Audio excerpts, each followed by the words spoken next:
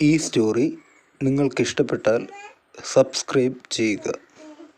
തന്റെ ഭാര്യ പ്രസവിക്കുന്നതിന് മുൻപേ തന്റെ കുഞ്ഞ് ഈ ഭൂമിയിലേക്ക് എത്തണമെന്ന ഒറ്റ വാശിയുടെ പുറത്താണ് അയാൾ അങ്ങനെ ഒരു സാഹസം ചെയ്തത്. അതുകൊണ്ട് മാത്രമാണ് രാജീവ് വർമ്മ ആ തറവാട്ടിലെ മൂത്ത ആൺതരിയായത്. ഇല്ലായിരുന്നുവെങ്കിൽ ഒരുപക്ഷെ അനന്തനേക്കാളും 1-2 ദിവസത്തിനെങ്കിലും ഇളയതാകുമായിരുന്നു അവൻ. ആ സമയമൊക്കെ ആദിത്യവർമ്മ ഒത്തിരി പേടിച്ചിരുന്നു. ദിവസം തെറ്റിയുള്ള ജനനമായതിനാൽ കുഞ്ഞിന് എന്തെങ്കിലും പറ്റുമോ എന്ന്.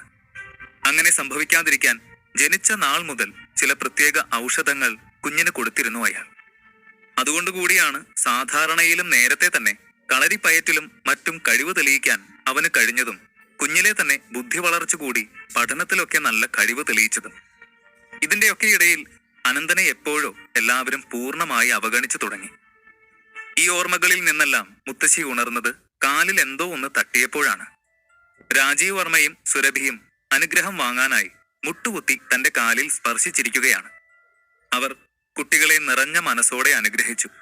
അപ്പോഴേക്കും അവതാരികയുടെ ശബ്ദം വീണ്ടും മൈക്കിലൂടെ കേട്ടു. പകുതി ചടങ്ങുകൾ കഴിഞ്ഞു. നമ്മുടെ ചെക്കനും പെണ്ണും വിശ്രമിക്കുന്ന ഈ സമയം നമുക്ക് അവർക്കായി കൊണ്ടുവന്നിട്ടുള്ള ആ ഗിഫ്റ്റ് ഒക്കെ പുറത്തെടുത്താലോ? വെറുതെ മുഹൂർത്തം വരെ സമയം പാഴാക്കണോ? അപ്പോൾ എല്ലാവരും നമ്മുടെ ബ്രൈഡ് ആൻഡ് ഗ്രൂമിനുള്ള ഗിഫ്റ്റ് കൊടുത്താട്ടെ. ഇത് കേട്ടതും പിന്നിലിരിക്കുന്ന ഡ്രൈവർമാരും ജോലിക്കാരുമാണ് ചെറിയ ചെറിയ പൊതികളുമായി ആദ്യം മുന്നോട്ട് വന്നത്. അതെല്ലാം കഴിഞ്ഞ് ബന്ധുക്കളൊക്കെ ഗിഫ്റ്റ് കൊടുത്തു തുടങ്ങിയപ്പോഴേക്കും അവതാരിക അതിൽ അതിശയം തോന്നുന്ന വില കൂടിയ ഗിഫ്റ്റുകൾ ഉറക്കെ വിളിച്ചു പറഞ്ഞു. 3 കോടിയുടെ ഒരു ആഡംബര ബംഗ്ലാവ്, 80 ലക്ഷത്തിന്റെ ഒരു കസ്റ്റമൈസ്ഡ് മസറാറ്റി കാർ, പിന്നെ 100 വർഷം പഴക്കമുള്ള ഡയമണ്ട് നെക്ലസ്. ഇത്രയും സാധനങ്ങൾ അനൗൺസ് ചെയ്തപ്പോൾ തന്നെ എല്ലാവരും ആവേശത്തോടെ കയ്യടി മുഴക്കി. എല്ലാവരിലും അസൂയയും അതിശയവും ഒരുപോലെ നിറഞ്ഞു. അപ്പോഴേക്കും അവതാരിക മറ്റൊരു ബോക്സ് കണ്ട് എല്ലാവരോടും കൂടി ഇങ്ങനെ പറഞ്ഞു: ദേ, നമ്മൾ ഇതുവരെ കണ്ടതിനേക്കാളൊക്കെ വില പിടിച്ച ഒരു ഗിഫ്റ്റ് ഇവിടെ ഉണ്ടേ. നമ്മുടെ കല്യാണച്ചക്കൻ കല്യാണ പെണ്ണിന് കൊടുക്കാനായി കൊണ്ടുവന്നത്. എന്താണ് എന്ന് നമുക്കറിയണ്ടേ? അവൾ അത് ചോദിച്ച് മൈക്ക് സദസ്സിന് നേരെ നീട്ടിയതും വേണമെന്ന ശബ്ദം കൂട്ടത്തോടു കൂടെ അവിടെ മുഴങ്ങി.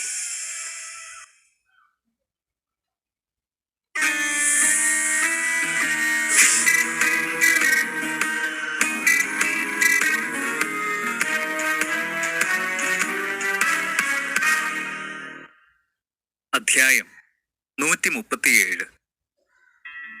രാജീവ് വർമ്മ സുരഭിക്ക് നൽകാൻ പോകുന്ന ആ വില പിടിച്ച സമ്മാനം എന്താണെന്നറിയാൻ വിവാഹത്തിനെത്തിയ ഏവരും അക്ഷമരായിരുന്നു. അതുകണ്ട് രാജീവ് വർമ്മ സ്വയം വന്ന് ആ ഗിഫ്റ്റ് ബോക്സ് തുറന്നു. മറ്റാരേക്കാളും സുരഭി അതിലെന്താണ് എന്നറിയാൻ കൊതിയോടെ നിന്നു. അവളെ നോക്കി ഒരു പുഞ്ചിരിയോടെ രാജീവ് പറഞ്ഞു: ദേ, ഈ കാണുന്ന ഗിഫ്റ്റ് എല്ലാം തന്നെ എന്റെ ഫാമിലി മെമ്പേഴ്സ് സുരഭിക്ക് നൽകിയതാണ്. എന്നാൽ അതുകൊണ്ടൊന്നും എനിക്ക് സുരഭിയോടുള്ള സ്നേഹം എക്സ്പ്രസ് ചെയ്യാൻ കഴിയില്ല. അതുകൊണ്ടാണ് ഞാൻ അവൾക്ക് സ്പെഷ്യലായിട്ട് ഇങ്ങനെ ഒരു ഗിഫ്റ്റ് കൂടി വാങ്ങിയത്. ഞാൻ നാട്ടിലേക്ക് വന്ന ആദ്യ ദിവസം തന്നെ കേട്ടതാണ് സുരഭി, പല്ലവി ഭാർഗവന്റെ കാലിഗ്രഫിയെ പറ്റി. നിനക്കും അത് ഒരുപാട് ഇഷ്ടമാണ് എന്നെനിക്കറിയാം. ഞാൻ തന്നെ നേരിട്ട് അവളെ 3 തവണ ചെന്ന് കണ്ട് റിക്വസ്റ്റ് ചെയ്ത ശേഷമാണ് പല്ലവി എനിക്കിത് നൽകാമെന്ന് സമ്മതിച്ചത് തന്നെ. ദേ കണ്ടില്ലേ, ഞാൻ നിനക്ക് വേണ്ടി കൊണ്ടുവന്നിരിക്കുന്നത്. അത് പറഞ്ഞുകൊണ്ട് രാജീവ് ആ ഗിഫ്റ്റ് ബോക്സിൽ നിന്നും പല്ലവിയുടെ കാലിഗ്രാഫി പേപ്പർ തുറന്നു കാണിച്ചു. കാർത്തിക നാളിൽ ഒരു ചിപ്പിയിൽ ഒരു തുള്ളി വെള്ളം വീഴുമ്പോൾ അതൊരു മുത്തായി ഉയർന്നു വരുന്നു. എന്നാൽ അതേ തുള്ളി ഒരു പാമ്പിന്റെ വായിലേക്ക് പതിച്ചാൽ അത് വിഷമായി മാറുന്നു. അപ്പോൾ തെറ്റാരുടെ ഭാഗത്താണ്? ജലകണത്തിലാണോ അതോ സർപ്പത്തിലാണോ? ആരുടെ മേലാണ് പഴി ചാരുക? ഈ വാചകം മനോഹരമായ ലിപിയിൽ എഴുതിയിരുന്നു. ഇത് കണ്ട് സുരഭി അതിശയിച്ച് 2 കൈകൊണ്ടും വായ പൊത്തിപ്പിടിച്ചു. ഞെട്ടലൊന്ന് മാറിയതും അവൾ അളവറ്റ സന്തോഷത്തോടെ രാജീവിനോട് ചോദിച്ചു: ഇത് ശരിക്കും ആ സെയിം കാലിഗ്രാഫി തന്നെയാണോ? ഓ മൈ ഗോഡ്, എനിക്ക് ഒട്ടും വിശ്വസിക്കാൻ പറ്റുന്നില്ല. എനിക്കിത് ഒത്തിരി ഇഷ്ടമായി. സുരഭി മാത്രമല്ല, അവിടെ ഇരുന്ന ടീച്ചർമാരും സുരഭിയുടെ ഫ്രണ്ട്സും ഒക്കെ വളരെ അധികം സർപ്രൈസ് ആയിട്ടുണ്ട് രാജീവിന്റെ ഗിഫ്റ്റ് കണ്ടിട്ട്. ഈ കാലിഗ്രാഫി പല്ലവി വിൽക്കില്ല എന്ന് എല്ലാവർക്കും അറിയാവുന്ന കാര്യമാണ്. അപ്പോൾ രാജീവ് അത് അവൾക്ക് ഗിഫ്റ്റ് ആയിട്ട് കൊടുത്തുവെങ്കിൽ അതിനുവേണ്ടി അവൻ നല്ലോണം കഷ്ടപ്പെട്ടിട്ടുണ്ടാവണം എന്ന് വേണം മനസ്സിലാക്കാൻ. ഒപ്പം അവന്റെ സ്വാധീനവും. ഇതുപോലെ ഞാനും ഒരു സമ്മാനം സൂക്ഷിച്ചു വെച്ചിട്ടുണ്ട് കേട്ടോ. സുരഭിയുടെ സമ്മാനം എന്താണ് എന്ന് കണ്ടതും അവതാരിക ഉച്ചത്തിൽ വിളിച്ചു പറഞ്ഞു. മിസ് സുരഭി തന്റെ വരന് നൽകുന്നു 2 കോടി രൂപ വില വരുന്ന. അത്രയും കേട്ടപ്പോഴേക്കും ആളുകൾ ഏവരും ആവേശത്തോടെ കൈയടിച്ചു. ഇങ്ങനെ കാശുകാരുടെ കല്യാണങ്ങൾക്കൊക്കെ അവർ കൊടുക്കുന്ന ഗിഫ്റ്റുകൾ കാണാൻ മാത്രമാണ് പലരും വരുന്നത്. എനിക്ക് ഒരു ഗിഫ്റ്റ് കൂടി തരാനുണ്ട്. അവൾ വിലയേറിയ സമ്മാനമൊക്കെ കൊടുത്തു കഴിഞ്ഞ് വീണ്ടും പറഞ്ഞു. ഇനി എന്ത് സമ്മാനമാണ് ബാക്കിയുള്ളത് എന്ന ഭാവത്തിൽ അവരെല്ലാവരും സുരഭിയെ നോക്കി. ഒരു സമ്മാനം കൂടി. നമ്മുടെ കുടുംബത്തിലെ എല്ലാവരും പങ്കെടുക്കുന്ന എന്തിലും ഒന്നാമതായി വിജയിച്ചല്ലേ പഴക്കം. എന്റെ ഭർത്താവാകാൻ പോകുന്നയാളും ആ ക്രെഡിറ്റ് കാത്തു സൂക്ഷിക്കുന്നതിൽ ഒരു വീഴ്ചയും വരുത്തിയിട്ടില്ല. അതുകൊണ്ട് തന്നെ ഞാനും ആ കീഴ്വഴക്കങ്ങൾ പാലിക്കാൻ വിവാഹത്തിന് മുൻപ് തന്നെ തയ്യാറായിട്ടുണ്ട്. ഞാൻ ഈ വർഷത്തെ യൂണിവേഴ്സിറ്റി എക്സാമിന് അപ്പിയർ ചെയ്തിട്ടുണ്ട്. ഞാൻ അല്പം മുൻപാണ് എന്റെ റിസൾട്ട് ചെക്ക് ചെയ്തത്. എനിക്ക് 749 മാർക്കുണ്ട്. ഇത് കേട്ട എല്ലാവരുടെയും മുഖം തെളിഞ്ഞു. ടീച്ചർമാരും പ്രിൻസിപ്പളും കുട്ടികളും എല്ലാവരും ഞെട്ടി. റിസൾട്ട് ഇന്നോ നാളെയോ വരുമെന്നായിരുന്നു ലാസ്റ്റ് അപ്ഡേറ്റ് എങ്കിലും 5 മിനിറ്റ് മുൻപ് റിസൾട്ട് വന്ന വിവരം അവരിൽ ആരും തന്നെ അറിഞ്ഞിരുന്നില്ല. ഇത് കേട്ട കുട്ടികളുടെ ഇടയിലും അവരവരുടെ റിസൾട്ട് നോക്കാനുള്ള ടെൻഷനും തത്രപ്പാടുമായിരുന്നു. Exam total 750 മാർക്കിനാണല്ലോ. അതിൽ 749 മാർക്ക്. It's really amazing. 2 വർഷം മുൻപത്തെ ടോപ്പറിന് 735 മാർക്കായിരുന്നു. കഴിഞ്ഞ വർഷത്തെ ടോപ്പർ 741 മാർക്കും. പക്ഷെ ഇപ്പോ സുരഭി എല്ലാ റെക്കോർഡും പൊട്ടിച്ചല്ലോ. അങ്ങനെ കല്യാണ ദിവസം തന്നെ വർമ്മ ഫാമിലിയിലേക്ക് ഒരു ടോപ്പർ കൂടി. ഇന്ന് നല്ലൊരു ദിവസമാണ്. സുരഭി, കൺഗ്രാറ്റുലേഷൻസ്. ഓരോരുത്തരായി മാറി മാറി അവളെ അഭിനന്ദനം അറിയിച്ചു. അനന്തന്റെ മുത്തശ്ശൻ ആദിത്യവർമ്മ ഇതെല്ലാം കണ്ട് വളരെയധികം തലയെടുപ്പോടെ ഇരുന്നു. അയാൾ സുരഭിയെ നോക്കി പറഞ്ഞു. എന്റെ കൊച്ചുമരുമകളും ഇടുക്കിയാണല്ലോ. എന്റെ കൊച്ചുമോന്റെ ഭാര്യയാവാൻ നിന്നെ തിരഞ്ഞെടുത്തതില് ഞാൻ അഭിമാനിക്കുന്നു. നീ ഞങ്ങളുടെ തറവാടിന് ചേർന്നവള് തന്നെ. മുത്തശ്ശൻ പറഞ്ഞത് കേട്ട് സുരഭിക്ക് സ്വർഗം കീഴടക്കിയതുപോലെ തോന്നി. വിവാഹ സദ്യക്ക് പുറമെ കുറച്ച് മധുരം കഴിച്ചാലോ? നമുക്ക് ഈ വിജയം ഒന്ന് ആഘോഷിക്കണ്ടേ? കൊച്ചു മരുമകള് സ്റ്റേറ്റ് ടോപ്പർ ആയെന്നാണ് തോന്നുന്നത്. ഒരു മധ്യവയസ്കൻ പറഞ്ഞത് കേട്ട് എല്ലാവരും ചിരിച്ചു. അയാളുടെ ശരീരപ്രകൃതി കണ്ടാൽ തന്നെ അറിയാം അയാൾ നല്ലൊരു ഭക്ഷണപ്രിയനാണെന്ന്. അത് കേട്ട് ചിരിച്ചുകൊണ്ട് ആദിത്യവർമ്മ പറഞ്ഞു. കേശവൻ നായർക്ക് മധുരം കഴിക്കാൻ എന്റെ കൊച്ചുമോളുടെ വിജയം ഒരു കാരണമാവട്ടെ.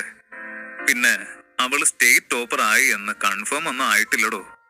അവളുടെ മാർക്ക് മാത്രമേ വന്നിട്ടുള്ളൂ. ഇനി അഥവാ ടോപ്പർ ഒന്നും ആയില്ലെങ്കിലും എന്റെ കുട്ടിയോട് എനിക്കുള്ള മതിപ്പും സ്നേഹവും ഒന്നും കുറയാൻ പോകുന്നില്ല. അവള് മിടുക്കിയല്ലേ. ഞങ്ങളുടെ തറവാടിന്റെ വരും കാല ഭാഗ്യമൊക്കെ അവളെ ആശ്രയിച്ചായിരിക്കുന്ന. മുത്തശ്ശൻ പറയുന്നത് കേട്ട് അവൾ രാജീവനെ നോക്കി അഭിമാനത്തോടെ ചിരിച്ചു. ഈ സമയം കേശവൻ നായർ മുത്തശ്ശനോട് ഇങ്ങനെ പറഞ്ഞു. എന്താ ആദിത്യവർമ്മ തമ്പുരാൻ ഈ പറയുന്നേ? കുട്ടി സ്റ്റേറ്റ് ടോപ്പർ ആവില്ലെന്നോ? 749 മാർക്കാണുള്ളത്. അതിനും മേലെയോ അതിന് തുല്യമോ വാങ്ങിയ ആരാണ് സുരഭ്യമോളെ തോൽപ്പിക്കാൻ വരുന്നത്? സ്റ്റേറ്റ് റാങ്ക് ഉറപ്പിച്ചോ? എന്റെ അനിയൻ എഡ്യൂക്കേഷൻ ബോർഡിലാണ് ജോലി ചെയ്യുന്നത്. ഞാൻ വേണമെങ്കിൽ ഇപ്പോൾ ഒന്ന് വിളിച്ചു നോക്കാം. റാങ്ക് കൂടി ഉറപ്പിച്ച ഇന്നത്തെ ദിവസം അതും കൂടി ചേർത്ത് സന്തോഷിക്കാലോ. കല്യാണ ദിവസം തന്നെ റാങ്ക് കിട്ടുക എന്ന് പറഞ്ഞാ അതൊരു ഭാഗ്യമല്ലേ? അയാൾ അതും പറഞ്ഞ് ഫോൺ എടുത്ത് ഡയൽ ചെയ്തു. റാങ്ക് ഉറപ്പിച്ച് അയാൾ ഫോൺ ലൗഡ് സ്പീക്കറിൽ ഇട്ടു. അവിടെ നിന്നവരൊക്കെയും നിശബ്ദത പാലിച്ചു. എല്ലാവർക്കും സുരഭിയുടെ റാങ്ക് അറിയാനുള്ള ആകാംക്ഷയുണ്ട്.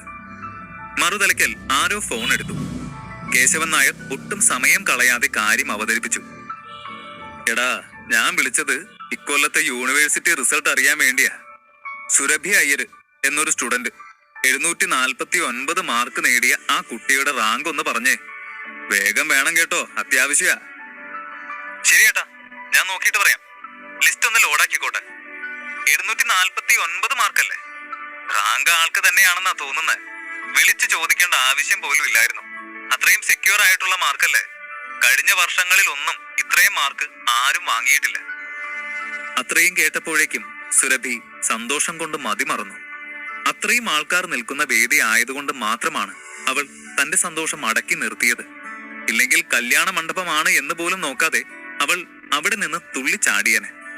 അവളുടെ ഏറ്റവും വലിയൊരു ആഗ്രഹമാണ് യൂണിവേഴ്സിറ്റി റാങ്ക് ലിസ്റ്റിൽ ഒന്നാമത് വരണമെന്നത്. എന്നാൽ അവൾക്ക് കഴിഞ്ഞ വർഷം നിസാര മാർക്കുകളുടെ വ്യത്യാസത്തിലാണ് 2ാം റാങ്കായി പോയത്. ഫസ്റ്റ് റാങ്കിന് വേണ്ടി മാത്രം വീണ്ടും എക്സാം എഴുതിയ അവൾക്ക് ഒരിക്കൽ കൂടി അത് നഷ്ടമാവുന്നതിനെ പറ്റി ചിന്തിക്കാൻ പോലും ആകുന്നില്ല. എന്റെ ഭാര്യയിൽ നിന്ന് ഞാൻ ഫസ്റ്റ് റാങ്ക് തന്നെയാണ് പ്രതീക്ഷിച്ചത്. കൺഗ്രാറ്റ്സ് ഡാർലിംഗ്, രാജീവ് വർമ്മ പറഞ്ഞു. ഇത് കേട്ട സുരഭിയുടെ ഇരു കവിളുകളും നാണം കൊണ്ട് ചുവന്നു. അപ്പോഴേക്കും ഫോണിന്റെ മറുതലയ്ക്കൽ ഒരു മുരടനക്കം കേട്ട അവരെല്ലാവരും ആ വാർത്ത കേൾക്കാനായി കാതു കൂർപ്പിച്ചു. ചേട്ടാ, ആൾക്ക് റാങ്കുണ്ട് കേട്ടോ, 2nd റാങ്കാ. ഈ വർഷത്തെ കുട്ടികളൊക്കെ ഇഞ്ചോടിഞ്ച് പോരാട്ടമാണല്ലോ. ഈ വർഷത്തെ ടോപ്പർ ഫുൾ മാർക്കാണ്. ഇത് കേട്ട എല്ലാവരുടെയും മുഖത്ത് വ്യത്യസ്ത ഭാവങ്ങളായിരുന്നു. കോളേജ് അധ്യാപകർക്കും കുട്ടികൾക്കും അതിശയം കലർന്ന സന്തോഷമായിരുന്നു. അതാരപ്പ ആ മിടുക്കൻ എന്ന ഭാവത്തിൽ കുട്ടികൾ പരസ്പരം നോക്കി. വർമ്മ ഫാമിലിയിലുള്ളവർക്ക് ഇതൊരു ഷോക്കായിരുന്നു. തങ്ങളുടെ കുടുംബത്തെ ഒരാൾ തോൽപ്പിച്ചിരിക്കുന്നു. അത് അവർക്ക് താങ്ങാനാവുന്ന കാര്യമായിരുന്നില്ല. സുരഭിയുടെ കാതുകൾക്ക് താൻ കേട്ട വാർത്ത താങ്ങാനായില്ല. തന്റെ ഒരു വർഷത്തെ കഷ്ടപ്പാട് വിഫലമായിരിക്കുന്നു. ഇങ്ങനെ വീണ്ടും 2ാം റാങ്ക് വാങ്ങാനായിരുന്നുവെങ്കിൽ കഴിഞ്ഞ വർഷത്തെ റിസൾട്ട് കൊണ്ട് തന്നെ താൻ തൃപ്തിപ്പെടുമായിരുന്നു. ഇതിപ്പോ ജൂനിയേഴ്സിന്റെ ഒപ്പം എക്സാം എഴുതി അതിലും 2ാം സ്ഥാനത്തേക്ക്. ആരാണ് തന്റെ സ്വപ്നങ്ങൾക്ക് വിലങ്ങുതടിയായി വന്നത്? അവൾ ആലോചിച്ചു. 750 മാർക്കോ? സത്യമാണ് ഈ പറയുന്നത്? അതാരാ അങ്ങനെ ചരിത്രം സൃഷ്ടിച്ച് റാങ്ക് നേടിയ? അയാളുടെ പേരൊന്ന് പറയോ? കേശവൻ നായർ അനിയനോട് ചോദിക്കുന്നത് കേട്ട് കുട്ടികൾ എല്ലാവരും ആ പേര് കേൾക്കാൻ കാതോർത്തു. പൊട്ടിത്തെറിച്ച് സുരഭി അയാളുടെ കയ്യിൽ നിന്ന് ഫോൺ വാങ്ങിച്ചു. എടോ, താൻ നേരെ നോക്കിയിട്ടാണോ റിസൾട്ട് പറഞ്ഞേ? എന്തെങ്കിലും മിസ്റ്റേക്ക് പറ്റി എന്ന് പിന്നീട് വിളിച്ച് പറഞ്ഞ തന്റെ ജോലി ഞാൻ തെറിപ്പിക്കും. നേരെ നോക്കിയിട്ട് പറയടോ, സുരഭി പറഞ്ഞു. ഞാൻ എഡ്യൂക്കേഷൻ ബോർഡിൽ വർക്ക് ചെയ്യുന്നത് പണി അറിഞ്ഞിട്ട് തന്നെയാ. തന്റെ വിഷമം എനിക്ക് മനസ്സിലായി. ബട്ട് അതിന് എന്നോട് റൂഡായിട്ട് കാര്യമില്ല. കുറച്ചുകൂടി ഡിസിപ്ലിൻഡ് ആയിട്ട് സംസാരിക്കാം. തനിക്ക് 2nd റാങ്ക് ആണെങ്കിലും ഫലത്തിൽ അത് 3rd റാങ്ക് ആയിട്ട് വരും. കാരണം ഫുൾ മാർക്ക് വാങ്ങിച്ചവർ തന്നെ 2 പേരുണ്ട്. അനന്തൻ വർമ്മ ആൻഡ് സ്കൂൾ സെക്ഷനിൽ Arundhati Varma. These are the names. ഇത് കേട്ടപ്പോഴാണ് എല്ലാവരും കാര്യമായിട്ട് ഞെട്ടിയത്. തങ്ങൾ പുച്ഛിച്ചും അപമാനിച്ചും ഇറക്കിവിട്ട 2 കുട്ടികൾ ഇന്ന് കേരള സ്റ്റേറ്റ് റാങ്ക് ഹോൾഡേഴ്സ്. അതും തന്റെ കൊച്ചുമകനെയും അവന്റെ ഭാര്യയെയും തോൽപ്പിച്ചുകൊണ്ട്. ആദിത്യവർമ്മയ്ക്ക് ഇതൊരിക്കലും സഹിക്കാൻ കഴിയുന്ന ഒന്നായിരുന്നില്ല. ഏയ് ഇല്ല, അവർക്കൊരിക്കലും ടോപ്പേഴ്സ് ആവാൻ പറ്റില്ല. അതും എന്നെ തോൽപ്പിച്ചുകൊണ്ട്. റിസൾട്ട് തെറ്റിയതാ, ഒന്നുകൂടി നോക്ക്. സുരഭി പൂർണ്ണ ബോധത്തോടെ പോലുമല്ല ഇതൊക്കെ പുലമ്പുന്നത്. അവൾ അത്രയേറെ തകർന്നു പോയിട്ടുണ്ട്. അല്ലേലും 2ഉം ഒരു വീട്ടിലെ കുട്ടികള്, അനിയത്തിയും ചേട്ടനും പറഞ്ഞു ചെയ്യിപ്പിച്ച പോലെ ഒരേ വർഷം ഒരേ മാർക്ക്. ഇതെങ്ങനെയാ സംഭവിക്കുക? യൂണിവേഴ്സിറ്റി എക്സാം എന്താ പിള്ളേര് കളിയാണോ? അയാൾ വെറുതെ തമാശ പറയുന്നതാവും. വെറുതെ ഇന്നത്തെ നല്ലൊരു ദിവസത്തിന്റെ മൂഡ് കളയാൻ. കേശവൻ നായരാണെങ്കിൽ എന്തു പറയണമെന്നോ എങ്ങോട്ട് ഓടണമെന്നോ അറിയാതെ നിന്ന് വിറയ്ക്കുകയാണ്. അയാൾ ഒരു സന്തോഷ വാർത്ത അറിയാൻ വേണ്ടിയാണ് ഇത്രയും ചെയ്തത്. എന്നാൽ ഇതിപ്പോ വടി കൊടുത്ത് അടി വാങ്ങിയതുപോലെ ആയിപ്പോയി. അയാൾ അവിടെ ആൾക്കൂട്ടത്തിൽ നിന്ന് വിയർക്കുകയാണ്. സാഹചര്യം ഇങ്ങനെ മാറി മറിയുമെന്ന് അവർ തീരെ പ്രതീക്ഷിച്ചില്ല. എന്ത് വിഡ്ഢിത്തമാണിത്? ആരാ പറഞ്ഞത് ആ നശിച്ചവന്റെ മക്കൾക്കാണ് റാങ്കെന്ന്? അതൊരിക്കലും സംഭവിക്കില്ല. ആദിത്യവർമ്മ പൊട്ടിത്തെറിച്ചു. അതെന്താ ആദിത്യവർമ്മ തമ്പുരാനെ, ഞങ്ങൾക്ക് റാങ്ക് വാങ്ങിച്ച? ഈ ഫസ്റ്റ് റാങ്ക് എന്ന് പറയുന്നത് നിങ്ങളുടെ തറവാട്ട് സ്വത്തൊന്നും അല്ലല്ലോ, പഠിക്കുന്ന കുട്ടികൾക്ക് കിട്ടുന്നതല്ലേ. അനന്തൻ മിതമായ ശബ്ദത്തിലാണ് അത് പറഞ്ഞതെങ്കിലും അതെല്ലാവരുടെയും കാതിലെത്തിയിട്ടുണ്ട്. റാങ്ക് വാങ്ങിയ കുട്ടികൾ ഇവിടെ തന്നെ ഉണ്ട് എന്ന് കണ്ട അതിഥികൾ എല്ലാവരും തിരിഞ്ഞു നോക്കി.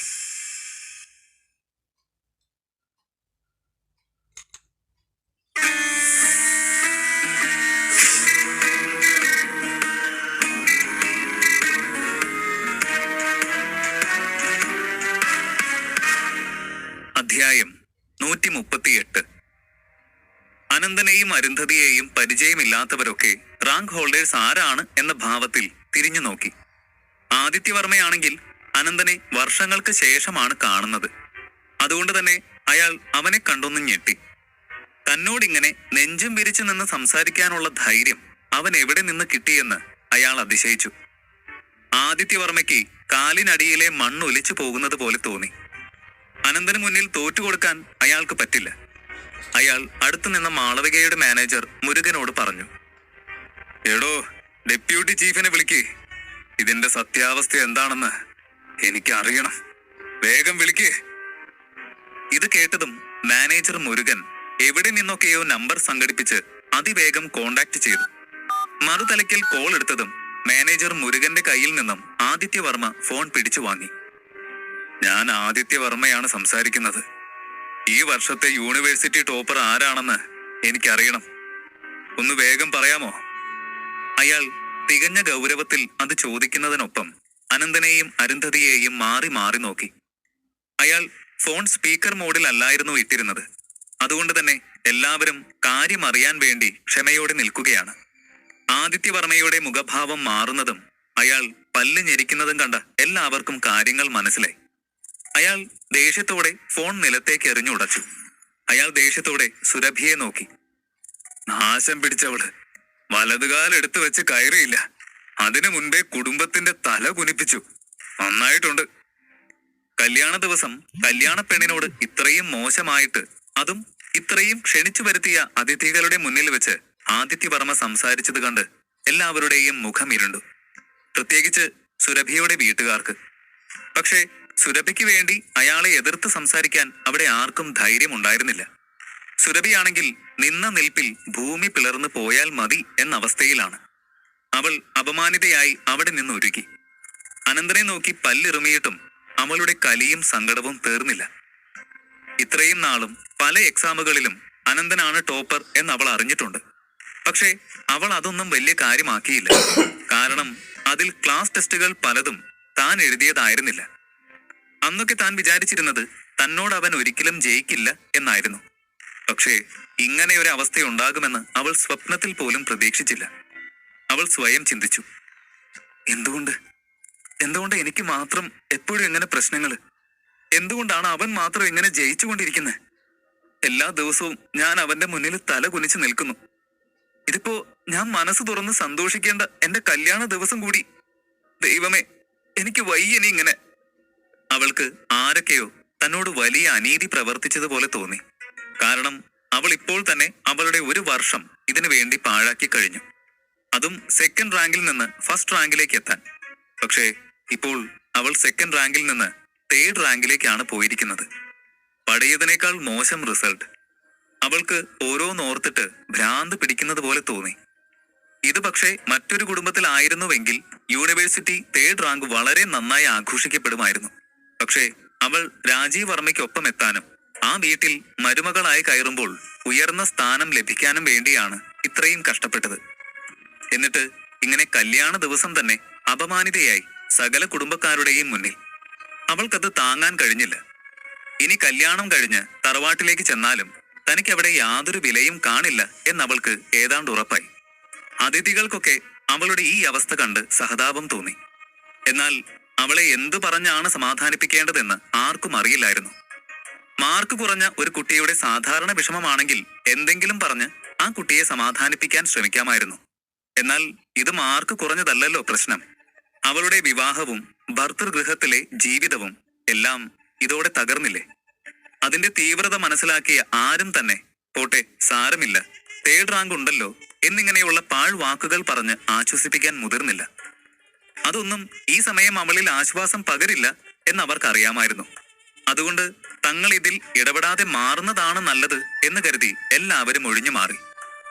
ആദിത്യവർമ്മയുടെ ദേഷ്യവും സുരഭിയുടെ വിഷമവും രാജീവ് വർമ്മയുടെ നിരാശയുമൊക്കെയായി ആ കല്യാണ മണ്ഡപം ഒരു മരണ വീടിന്റെ രൂപം പ്രാപിച്ചപ്പോൾ അനന്തന്റെ ടേബിളിൽ മാത്രം രംഗം വ്യത്യസ്തമായിരുന്നു. സുരഭി ആദ്യം തന്റെ റിസൾട്ട് വന്നു എന്ന് പറഞ്ഞ സമയം തന്നെ വാസുദേവന്റെ മനസ്സിൽ ഒരു തീ കനൽ വീണു. തങ്ങളുടെ മക്കളുടെ റിസൾട്ട് എങ്ങനെയാവും എന്നോർത്താണ് അയാളുടെ നെഞ്ചു നീറിയത്. എന്നാൽ തന്റെ രണ്ടു മക്കളും സ്റ്റേറ്റ് ടോപ്പേഴ്സ് ആണെന്നറിഞ്ഞ വാസുദേവന്റെ മനസ്സിൽ മഞ്ഞു വീണു. അത്രയും വലിയൊരു വിജയം തന്റെ രണ്ടു മക്കളും ഒരുമിച്ച് നേടുമെന്ന് അയാൾ സ്വപ്നത്തിൽ പോലും വിചാരിച്ചതല്ല. അരുന്ധതി ഒരു 90% മുകളിൽ എത്തുമെന്ന് വാസുദേവൻ പ്രതീക്ഷിച്ചിരുന്നു. എന്നാൽ അനന്തൻ തന്നോടൊപ്പം ഡിസ്പെൻസറിയിൽ നിന്നും നേരെ ക്ലാസ്സിന് പോകാതെയുമുള്ള തിരക്കേറിയ ജീവിതത്തിൽ എങ്ങനെ പഠിക്കാൻ സമയം കണ്ടെത്തുന്നു എന്ന് പോലും വാസുദേവന് മനസ്സിലായില്ല. എന്റെ പൊന്നു മക്കള്, അച്ഛൻ കഴിഞ്ഞ കുറെ കാലത്തിനിടയ്ക്ക് ഇത്ര സന്തോഷം അനുഭവിക്കുന്നത് ഇതാദ്യമായിട്ടാ. എനിക്ക് വിശ്വസിക്കാൻ പോലും ആവുന്നില്ല. ഇങ്ങനെ ഒരു ചരിത്ര നേട്ടം എന്റെ മക്കള്. അയാൾ നിറകണ്ണുകളോടെ പറഞ്ഞു. അച്ഛന്റെ അവസ്ഥ കണ്ട അനന്തൻ ഒരു പുഞ്ചിരിയോടെ പറഞ്ഞു, സത്യമാണ് അച്ഛ. അച്ഛന്റെ 2 മക്കളും ഇന്ന് അച്ഛന്റെ അഭിമാനം ഉയർത്തിയിരിക്കുക. ഇന്ന് ഒരച്ഛൻ എന്ന നിലയിൽ കേരളത്തിലെ ഏറ്റവും സന്തോഷിക്കുന്നത് ഞങ്ങളുടെ അച്ഛൻ തന്നെയാവും. അതിന് കാരണമാവാൻ കഴിഞ്ഞതില് ഞങ്ങൾക്ക് 2 ആൾക്കും ഒരുപാട് സന്തോഷമുണ്ട് അച്ഛ. സത്യം അച്ഛ, എന്റെ ഫോണിലും നോട്ടിഫിക്കേഷൻ വന്ന ഉടനെ ഞാൻ മാർക്ക് നോക്കിയിരുന്നു. പക്ഷെ എന്തോ വിശ്വസിക്കാൻ പറ്റിയില്ല. റിസൾട്ട് വല്ലതും മാറിപ്പോയതാണോ എന്നാണ് ആദ്യം ചിന്തിച്ചത്. ഒന്നുകൂടി കൺഫേം ചെയ്തിട്ട് പറയാമെന്ന് ഓർത്ത് ഞാൻ മിണ്ടാതിരിക്കായിരുന്നു. പക്ഷെ ഇപ്പൊ ഞാനും എക്സൈറ്റഡാ. വാസുദേവൻ ഇത് കേട്ട് നിറകണ്ണുകളോടെ അരുന്ധതിയെ ചേർത്ത് പിടിച്ച് ഒരു ഉമ്മ കൊടുത്തു. ശേഷം അനന്തന്റെ മുടിയിൽ ആകെ തലോടി അവനെയും കെട്ടിപ്പിടിച്ചു. ഇതൊക്കെ കണ്ട് ഒരു പുഞ്ചിരിയോടെ മാറി നിന്ന മാളവിക നന്ദഗോപാൽ അവരുടെ അടുത്തേക്ക് വന്നു. Congrats uncle. സാധാരണ റിസൾട്ട് വരുമ്പോ സ്റ്റുഡൻസിനാണ് വിഷു കൊടുക്കേണ്ടത്. പക്ഷേ ഇവിടെ അങ്കിളിന്റെ വിജയമായിട്ടാണ് എനിക്ക് തോന്നുന്നത്. 2 മക്കളും ഒരുമിച്ച് വലിയൊരു ഹാപ്പിനെസ് അല്ല തന്നെ. അപ്പോ ഇത് അങ്കിളിന്റെ വളർത്തു ഗുണം തന്നെയാവും അല്ലേ അനന്ത? മാളവികയുടെ ചോദ്യം കേട്ട് വാസുദേവൻ മനസ്സ് തുറന്ന് ചിരിച്ചു. പക്ഷേ അയാൾക്ക് അപ്പോഴും ഇത് എങ്ങനെ സംഭവിച്ചു എന്ന ആശങ്കയുണ്ടായിരുന്നു. മക്കളുടെ കഴിവിൽ വിശ്വാസമില്ലാഞ്ഞിട്ടല്ല, പക്ഷേ അവരുടെ സാഹചര്യം വളരെ മോശമാണല്ലോ. അരുന്ധതിയാണെങ്കിൽ പാർട്ട് ടൈം ജോലി കാരണം ഈ വർഷത്തിന്റെ 3/4 ഭാഗവും അതിന്റെ പിന്നാലെ നടന്ന് പഠനമുഴപ്പി. പക്ഷേ അരുന്ധതിക്ക് നന്നായി അറിയാമായിരുന്നു തന്റെ ഈ റിസൾട്ടിന്റെ കാരണം. ഏട്ടൻ തന്ന ഗുളികയും പിന്നെ അച്ഛൻ കൊണ്ടുവന്ന ഡ്രിങ്ക്സും, ഈ 2 വസ്തുക്കളാണ് തന്റെ റിസൾട്ട് ഈ വിധമാക്കിയത്. തനിക്കും ഏട്ടനും മാത്രമല്ല, അച്ഛനും ആ ഗുളിക കഴിച്ചതിൽ മാറ്റമുണ്ട് എന്നവൾ ഇടയ്ക്ക് ശ്രദ്ധിച്ചിട്ടുണ്ട്. അതിനുശേഷം ഏട്ടൻ പറഞ്ഞു കൊടുക്കുന്ന പുതിയ ആയുർവേദ മരുന്നുകളുടെ കൂട്ടൊക്കെ അച്ഛൻ ഒരിക്കൽ കേട്ടാൽ തന്നെ ഓർമ്മയിൽ നിൽക്കുന്നുണ്ട്. പണ്ടത്തെ പോലെ കുറിപ്പെഴുതി വെക്കുകയോ പിന്നീട് എടുത്ത് വായിക്കുകയോ ഒന്നും ചെയ്യുന്നില്ല. രോഗികൾ വരുമ്പോൾ എന്ത് അനായാസമായിട്ടാണ് അച്ഛൻ ഓരോ പുതിയ ചികിത്സാ രീതികളും ഉപയോഗിക്കുന്നത് എന്നവൾ ഓർത്തു. പക്ഷേ അരുന്ധതിക്ക് അറിയില്ല ആ ഗുളിക സത്യത്തിൽ പഞ്ചമുഖി നാഗത്തിന്റെ രക്തം വെച്ചുണ്ടാക്കിയതാണ് എന്ന്. നാഗലോകത്തെ വിശേഷപ്പെട്ട മരുന്നിന്റെ 1% പോലും അവളുടെ ഉള്ളിൽ എത്തിയിട്ടുമില്ല. ആ സത്യം അനന്തന് മാത്രമാണ് അറിയുന്നത്. അവരുടെ കളിയും ചിരിയും കണ്ട് അനന്തന്റെ മുത്തശ്ശനും സുരഭിക്കും ചന്ദ്രദാസിനുമൊക്കെ വളരെയധികം ദേഷ്യം വന്നു. ചന്ദ്രദാസ് ദേഷ്യം കൊണ്ട് അവിടെ നിന്ന് അലറി, ഇത് വെറും ഒരു പരീക്ഷയുടെ മാത്രം കാര്യമല്ല, ഞങ്ങളുടെ കുടുംബത്തിലെ എല്ലാ ഉന്നത വിജയം കൈവരിച്ച വിദ്യാർത്ഥികളുടെയും മരണം കൂടിയാണ്. വാസുദേവ, നീ സൂക്ഷിച്ചോ. നിന്റെ ഈ തലതെറിച്ച മകനെയും വളർത്തുമകളെയും കുറച്ച് മര്യാദ പഠിപ്പിച്ച് വളർത്തിയില്ലെങ്കിലേ വാസുദേവ, നീ നാളെ കരയേണ്ടി വരും. മക്കളെ സ്വന്തം നില മറന്ന് വളർത്തരുത്. അവരെ സ്വന്തം നിലയ്ക്കും വിലയ്ക്കും ഒത്ത സ്വപ്നം കാണാൻ പഠിപ്പിക്കണം. വെറുതെ വല്യമ്മമാരുടെ കുട്ടികളോട് ഏറ്റുമുട്ടാനുള്ള സാഹസം വേണ്ട എന്ന് പറഞ്ഞേക്ക് നിന്റെ 2 സന്തതികളോടും. അയാളുടെ സംസാരം കേട്ട് വാസുദേവന് സഹിക്കാൻ കഴിഞ്ഞില്ല. തന്റെ മക്കൾ അവരുടെ പ്രയത്നം കൊണ്ട് ഒരു മഹാവിജയം കൈവരിച്ച് അവർ ഇത്രയും സന്തോഷിക്കുന്ന സമയത്ത് അവരുടെ സന്തോഷം കെടുത്തുന്ന ഈ വർത്തമാനം അയാൾക്കൊട്ടും അംഗീകരിക്കാൻ കഴിയുന്നതല്ല. എന്റെ മക്കളെ പറ്റി അനാവശ്യം പറയാൻ എന്ത് യോഗ്യതയുണ്ടോ നിങ്ങൾക്ക്? നിന്റെ യോഗ്യത കുറച്ചു നാൾ മുൻപേ ലോകം അറിഞ്ഞതല്ലേ. 4 ആളിന്റെ മുന്നിൽ തല നിവർത്താൻ വയ്യാത്ത അവസ്ഥയിൽ നിന്നാണ് അവന്റെ ഭീഷണി. വാസുദേവന്റെ വാക്കുകൾ കേട്ട് എല്ലാവരും നന്നേ ഞെട്ടി. അയാൾ ചന്ദ്രദാസിനോട് ഇങ്ങനെ സംസാരിക്കുമെന്ന് ആരും കരുതിയതല്ല. ഇത്രയും വലിയ പണവും സ്വാധീനവുമുള്ള ഒരാളോട് വാസുദേവനെ പോലെ ഒരു ക്ലിനിക് നടത്തുന്ന ആൾ ഇങ്ങനെ പെരുമാറുമെന്ന് എങ്ങനെയാണ് അവർ ചിന്തിക്കുക? വാസുദേവനെക്കാളുമൊക്കെ പണവും പ്രതാപവും ഉണ്ടായിട്ട് പോലും സുരഭിയുടെ വീട്ടുകാർ അവളെ ആദിത്യവർമ്മ അപമാനിക്കുന്നത് കണ്ട് മൗനം പാലിക്കുകയാണ് ചെയ്തത്. അതും അവളുടെ കല്യാണ ദിവസം തന്നെ. അപ്പോഴാണ് ഇത്ര നിസാര സംഭവത്തിന്റെ പേരിൽ വാസുദേവൻ ഇങ്ങനെ പൊട്ടിത്തെറിക്കുന്നത്. ചന്ദ്രദാസിന് ഇത് കേട്ട് ദേഷ്യം വന്നു. അയാൾ വാസുദേവനോട് പറഞ്ഞു, യോഗ്യതയോ? എന്നോടാണോ നീ ഇതൊക്കെ ചോദിക്കുന്നത്? മാതാപിതാക്കളുടെ അഭിമാനം എന്നും മക്കളാണ്. എന്റെ മകൻ എവിടെ കിടക്കുന്നു? നിന്റെ മകൻ എവിടെ കിടക്കുന്നു? എന്റെ മകൻ രാജീവ് വർമ്മ, അവൻ ഇന്ന് ഇവിടെ വന്നിരിക്കുന്ന സകല മനുഷ്യരെക്കാളും മേലെയാണ്. ഇവിടെ ഇരിക്കുന്ന എല്ലാവരും അവനെ ബഹുമാനിക്കുന്നുണ്ട്. നിന്റെ മകനോ ഇപ്പോഴും അവനേക്കാൾ ചെറിയ കുട്ടികളുടെ ഒപ്പം പഠിച്ചും കളിച്ചും നടക്കുമല്ലേ? കഷ്ടം. എങ്ങനെ നോക്കിയാലും എന്റെ മകനേക്കാളും മേലെ ആവില്ലടാ നിന്റെ 2 മക്കളും. ഈ റിസൾട്ട് പോലും എന്തോ തിരുമറി നടന്നതിന്റെ ലക്ഷണമാവും. ഇതെല്ലാം കേട്ട വാസുദേവൻ മൗനം പാലിക്കാൻ തയ്യാറായില്ല. അയാൾ വീണ്ടും തന്റെ മക്കൾക്ക് വേണ്ടി ശബ്ദമുയർത്തി. എന്റെ മോന്റെ കഴിവുകൾ താൻ കണ്ടിരിക്കില്ല. ഒരാളെ മനസ്സിലാക്കാതെ കുറ്റം പറഞ്ഞ അത് പറയുന്നവന്റെ വിവരമില്ലായ്മയായി മാത്രമേ കൂട്ടാൻ പറ്റൂ. വാസുദേവൻ പുച്ഛത്തോടെ പറഞ്ഞു. ഏത് വകയിലാണടാ അവൻ എന്റെ മോനേക്കാളും കഴിവുള്ളവനാവുന്നേ? ഫാമിലി ബാക്ക്ഗ്രൗണ്ടിലാണോ? എഡ്യൂക്കേഷൻ വെച്ചിട്ടാണോ?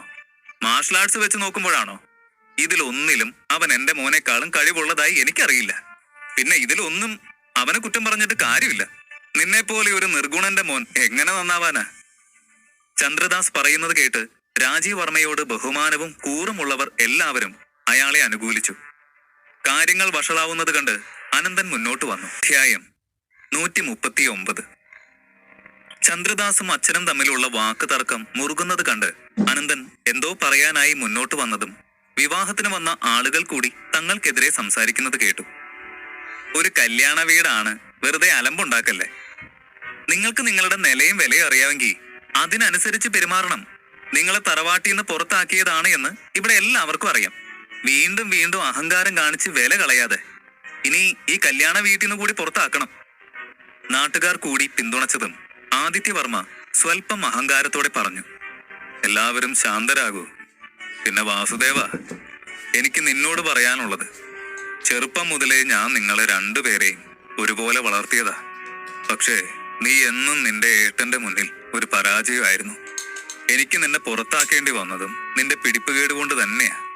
അതിന്റെ പക നീ നിന്റെ ഏട്ടനോടും കുടുംബത്തോടും ഒക്കെ കാണിക്കുന്നുണ്ട് എന്നെനിക്കറിയാം. പക്ഷെ ഇവിടെ കിടന്ന് ഇങ്ങനെ എന്റെ മുന്നിൽ വെച്ച് അഹങ്കാരം കാണിക്കാനാണ് ഭാവമെങ്കിൽ ഇവരൊക്കെ പറഞ്ഞതുപോലെ ഞാൻ അടിച്ചു പുറത്താക്കും ഇനിയും ഒരു വട്ടം കൂടി. എന്നെ കൊണ്ട് അത് ചെയ്യിക്കരുത്. അത്രയും ആയപ്പോൾ അനന്തൻ പ്രതികരിച്ചു. ധൈര്യം ഉണ്ടെങ്കിൽ ഒന്ന് തൊട്ടു നോക്കടോ എന്റെ അച്ഛനെ. ലോകത്തിലെ ഒരു മനുഷ്യനും ഒരച്ഛനും തന്റെ അത്രയും മോശാവാൻ പറ്റില്ല. എന്റെ അച്ഛന് തന്നെ പോലെ ഒരു പിതാവ് ഉണ്ടായി പോയതാണ് ആ പാവത്തിന്റെ ഏറ്റവും വലിയ ശാപം. പക്ഷേ എന്റെ അച്ഛന് എന്തിനും കൂടെ നിൽക്കുന്ന ഒരു മകനുണ്ട്. ഏത് കൊമ്പത്തെ തറവാട്ടിന്ന് പുറത്താക്കിയാലും അച്ഛന് സമൂഹത്തിൽ അന്തസ്സായി സന്തോഷത്തോടെ ജീവിക്കാൻ ഞാൻ ഒരുത്തൻ മാത്രം മതി. ഇനി നിങ്ങൾ ഒരു വാക്കുകൊണ്ടെങ്കിലും ആ മനസ്സ് മുറിവേൽപ്പിച്ച. അനന്തൻ പറയുന്നത് കേട്ട് ആദിത്യവർമ്മയുടെ മുഖം ചുവന്നു. ആരും ഇതുവരെ തന്നോട് ഇത്രയും കയർത്ത് സംസാരിച്ചിട്ടില്ല. അയാൾ ദേഷ്യത്തോടെ അനന്തനോട് ചോദിച്ചു. നീ എന്താ എന്നോട് വെല്ലുവിളി നടത്തുകയാണോ? മറ്റാരാണ് തന്നോട് ഇങ്ങനെ അഹങ്കാരത്തോടെ സംസാരിക്കുന്നതെങ്കിലും അയാൾ സഹിച്ചേനെ. പക്ഷെ അയാൾ പാടെ അവഗണിച്ച ഒരു കഴിവുമില്ലാത്ത ഒരുവനെന്ന് മുദ്ര കുത്തിയ അങ്ങനെ ഒരുവൻ, അവൻ ഇങ്ങനെ തന്റെ നേരെ നിവർന്നു നിന്ന് സധൈര്യം സംസാരിക്കുക, തന്നെ ഭീഷണിപ്പെടുത്തുക എന്നൊക്കെ പറയുമ്പോൾ അയാൾക്കത് അസഹനീയമായ വിധത്തിൽ അപമാനം തോന്നി. ഈ സമയം സുരഭിയുടെ കണ്ണുകളും കുറുകി വന്നു. അവൾ നടന്ന് അനന്തന്റെ അടുത്തേക്ക് വന്നു. എന്നിട്ട് ശാന്തമായ സ്വരത്തിൽ പറഞ്ഞു. മതി അനന്ത, ഒരുപാടായി. ഇനിയെങ്കിലും എന്നെ സ്വസ്ഥമായിട്ട് ജീവിക്കാൻ വിട്. ഇന്ന് എന്റെ വിവാഹ ദിവസമാ. രാജീവനെ ഞാൻ എന്റെ ജീവന തുല്യം സ്നേഹിക്കുന്നുണ്ട്. അതുകൊണ്ട് തന്നെ ഈ കല്യാണം മുടങ്ങിയാൽ എനിക്ക് സഹിക്കില്ല. നീ എന്റെ ജീവിതം തകർക്കരുത്. ഇത് കേട്ട പലരിലും അങ്ങനെ ഒരു ചിന്ത തെളിഞ്ഞു. അനന്തനും സുരഭിയും തമ്മിലുള്ള പഴയ ബന്ധം അത്യാവശ്യം ചിലർക്കൊക്കെ അറിയാവുന്നതാണല്ലോ. അപ്പോൾ അനന്തൻ പക വീട്ടാനായി മനഃപൂർവ്വം സന്ദർഭങ്ങൾ സൃഷ്ടിച്ച് പ്രശ്നങ്ങൾ ഉണ്ടാക്കുകയാണ് എന്ന് അവർക്ക് തോന്നി. അനന്തൻ സുരഭിയെ തുറിച്ചു നോക്കി. അവനറിയാം അവൾ ഇങ്ങനെ ഇത്രയും താഴ്മയോടെ നല്ല പിള്ള കളിച്ച് സംസാരിക്കുന്നത് ഒരിക്കലും വിശ്വസിക്കരുത് എന്ന്. അവൾ തീർച്ചയായും മറ്റൊരു ഉദ്ദേശത്തോടെ തന്നെയാവും തന്നോട് സംസാരിക്കുന്നത്. ഇവിടെ നിൽക്കുന്നവരെ കയ്യിലെടുക്കാൻ വേണ്ടിയുള്ള നാടകമാണ് ഇതെന്ന് അവന് മനസ്സിലായി. സുരഭി അനന്തനെ ഒന്ന് തുറിച്ചു നോക്കിയ ശേഷം മുത്തശ്ശനെയും ഒന്ന് നോക്കി എല്ലാവരോടുമായി ഇങ്ങനെ പറഞ്ഞു. ഇവിടെ വന്നിരിക്കുന്ന എല്ലാവരും കേൾക്കാനായി പറയുന്നതാണ്. നിങ്ങൾ എന്നെ പറ്റി പല റൂമറുകളും കേട്ടിട്ടുണ്ടാകുമെന്ന് എനിക്കറിയാം. അനന്തന്റെയും എന്റെയും വിവാഹം കുട്ടിക്കാലത്തെ ഉറപ്പിച്ചതാണെന്നും ഞാൻ അവനെ ചതിച്ചതാണെന്നും അങ്ങനെ പലതും നിങ്ങൾ കേട്ടിട്ടുണ്ടാവും. പക്ഷെ അനന്തൻ ഇന്ന് ഇവിടെ വന്ന് ഇത്രയും പ്രശ്നം ഉണ്ടാക്കിയ സ്ഥിതിക്ക് അവൻ ഇപ്പോഴും എന്നോട് തീർത്താൽ തീരാത്ത പകയോടെ എന്റെ ജീവിതം നശിപ്പിക്കാൻ കച്ച കെട്ടി ഇറങ്ങിയിരിക്കുകയാണെന്ന് മനസ്സിലായ സ്ഥിതിക്ക് എനിക്ക് ആ അപവാദങ്ങളെല്ലാം എല്ലാവരുടെയും മുന്നിൽ വെച്ച് തിരുത്തണമെന്നുണ്ട്. അവൾ പറയുന്നത് കേട്ട് അനന്തൻ അവളെ സംശയത്തോടെ നോക്കി. അവൾ എന്താണ് പറഞ്ഞു ഫലിപ്പിക്കാൻ പോകുന്നതെന്ന് അവൾക്ക് യാതൊരു ഐഡിയയും ഇല്ലായിരുന്നു. അനന്ത, നീ എന്നെ കുട്ടിക്കാലം മുതലേ സ്നേഹിച്ചിരുന്നു എന്നെനിക്കറിയാം. പക്ഷെ അന്നും ഇന്നും എന്റെ മനസ്സിൽ രാജീവ് മാത്രമേ ഉണ്ടായിരുന്നുള്ളൂ. കഴിവുകൊണ്ടും സാമർഥ്യം കൊണ്ടും നിന്നെക്കാളും മേലെ നിൽക്കുന്ന രാജീവിനോട് കുട്ടിക്കാലം മുതലേ എനിക്ക് ആരാധനയായിരുന്നു. നിനക്ക് എന്നോടുള്ള ഇഷ്ടം കൊണ്ടാവാം ചിലര് നമ്മൾ തമ്മിൽ വലുതാവുമ്പോൾ കല്യാണം നടത്താമെന്ന് കുട്ടിക്കാലത്ത് പറഞ്ഞിട്ടുണ്ടാവും. അത് വെറുതെ കുട്ടികളെ കളിപ്പിക്കുന്നതായി മാത്രമേ ഞാൻ കണ്ടിട്ടുള്ളൂ. അല്ലാതെ വാക്ക് പറഞ്ഞ് ഉറപ്പിക്കേ നിശ്ചയം നടത്തേ ഒന്നും ചെയ്തിട്ടില്ല. അതും പോരാഞ്ഞിട്ട് എന്റെ സമ്മതത്തോടെ ഉറപ്പിച്ച ഒരു വിവാഹവും ആയിരുന്നില്ലത്. ഒരു പെൺകുട്ടി പ്രായപൂർത്തിയായി അവൾക്ക് തീരുമാനങ്ങൾ എടുക്കാനുള്ള അറിവും പക്വതയുമായ ശേഷം അവളുടെ കൂടി തീരുമാനത്തോടെയല്ലേ വിവാഹം ഉറപ്പിക്കണ്ടേ? ഞാൻ അങ്ങനെ ഒരു വിവാഹത്തിന് മാത്രമേ സമ്മതിച്ചിട്ടുള്ളൂ, രാജീവ് വർമ്മയുമായുള്ള വിവാഹത്തിന്. ഇതൊക്കെ സത്യമാണെന്ന് നിനക്ക് അറിയാവുന്നതല്ലേ. സോ നീ ഉണ്ടാക്കിയ ചീത്തപ്പേര് നീ ആയിട്ട് തന്നെ മാറ്റിത്താ. നമ്മൾ തമ്മിൽ ഒന്നുമില്ലെന്ന് എല്ലാവരോടും നീ തന്നെ സമ്മതിക്കേ. ആ അവസാന വാക്കുകളിൽ ഒരു കൽപ്പനയും അതോടൊപ്പം ഭീഷണിയും ഉണ്ടായിരുന്നു. 3 മാസം മുൻപ് സുരഭി അവനൊരു ക്രെഡിറ്റ് കാർഡ് കൊടുത്തിരുന്നല്ലോ. അന്ന് അവളുടെ ഉദ്ദേശവും ഇത് തന്നെയായിരുന്നു. നല്ല ദാരിദ്ര്യത്തിലായിരുന്ന അനന്തൻ അന്ന് അവളോട് കാശിന് വേണ്ടി തല കുനിച്ചിരുന്നുവെങ്കിൽ അവൾ അന്ന് തന്നെ അനന്തനോട് പ്രത്യുപകാരമായി ഈ കാര്യം ആവശ്യപ്പെടുമായിരുന്നു. അതായത്, തരുന്ന കാശിന് പകരം സുരഭിയും താനുമായി ഒരു ബന്ധവും നിലവിലില്ല എന്ന് അവൻ ഏറ്റു പറയണം. ആ കരാറിലായിരുന്നു അവൾ ആ കാശ് അവന് കൊടുക്കാൻ ഉദ്ദേശിച്ചിരുന്നത്. പക്ഷേ അന്ന് അനന്തൻ അവളോട് പൊട്ടിത്തെറിച്ച് പെരുമാറിയത് കാരണം അവളുടെ പദ്ധതി നടന്നില്ല. അന്ന് അനന്തൻ ദാരിദ്ര്യത്തിലായിരുന്നുവെങ്കിൽ ഇന്നവൻ കോടീശ്വരനാണ്. വെറും 3 മാസം കൊണ്ട് അവന് വളരെയധികം മാറ്റമുണ്ടായിരിക്കുന്നു. അതുകൊണ്ട് തന്നെ ഇന്ന് അനന്തന് അവളെ അനുസരിക്കേണ്ട ആവശ്യം തീരെയില്ല. ഇതെല്ലാം ആലോചിച്ച് സുരഭി ചെറിയ അങ്കലാപ്പിലാണ്. നോക്ക്, നിനക്ക് എന്നെ ഉപദ്രവിച്ച് മതിയായെങ്കിൽ ഇവിടെ നിന്നൊന്ന് പോ. നിന്റെ കുടുംബം ഇപ്പൊ തന്നെ ഒരുപാട് ദുരിതം അനുഭവിച്ചു കഴിഞ്ഞുവെന്ന് എനിക്കറിയാം. നീ ആക്സിഡന്റ് ആയി കിടന്ന സമയമൊക്കെ അവരൊരുപാട് അനുഭവിച്ചിട്ടുണ്ട്. എല്ലാം നിനക്കറിയോന്ന് എനിക്കറിയില്ല. പക്ഷെ എനിക്കറിയാം, കുറച്ചൊക്കെ എന്റെ തെറ്റുകൊണ്ട് നിങ്ങൾ വിഷമിച്ചിട്ടുണ്ടാകും. അതൊക്കെ മനസ്സിലുള്ളത് കൊണ്ടാണ് നീ വീണ്ടും പഠിക്കാൻ വന്നതെന്ന് അറിഞ്ഞപ്പോ ഞാനൊന്ന് വിട്ടുതരാമെന്ന് കരുതിയതാ.